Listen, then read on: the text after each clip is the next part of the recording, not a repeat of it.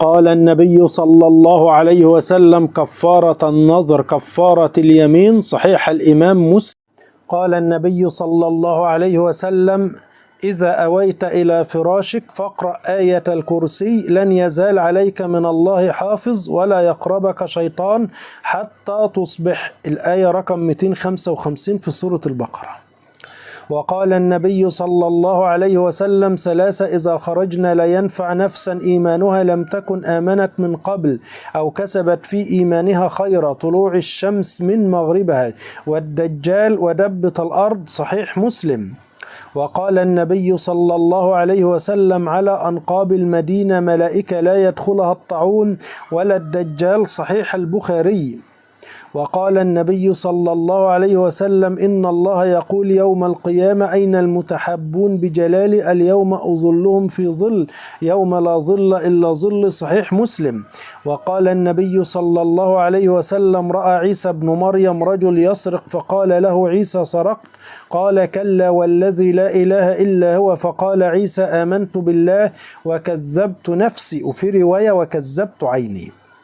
رواية كذبت عيني عند الإمام البخاري. الحديث ده في صحيح الإمام مسلم.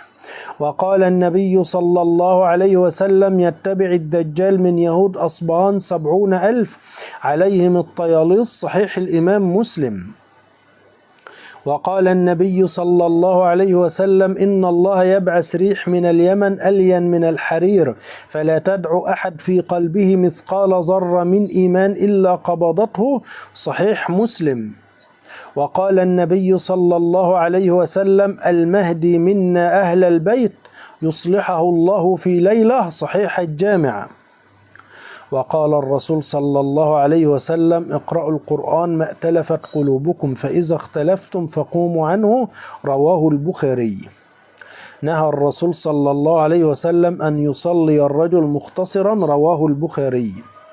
وقال صلى الله عليه وسلم: لا يستقيم إيمان عبد حتى يستقيم قلبه، ولا يستقيم قلبه حتى يستقيم لسانه. صحيح الترغيب.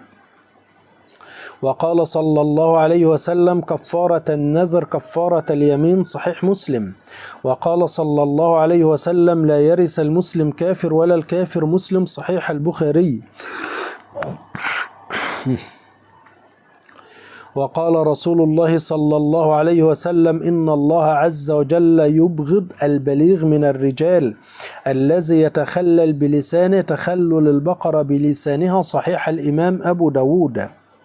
وقال الرسول صلى الله عليه وسلم: إن الله لا يرفع ذرية المؤمن إليه في درجته وإن كانوا دونه في العمل لتقر بهم عينه.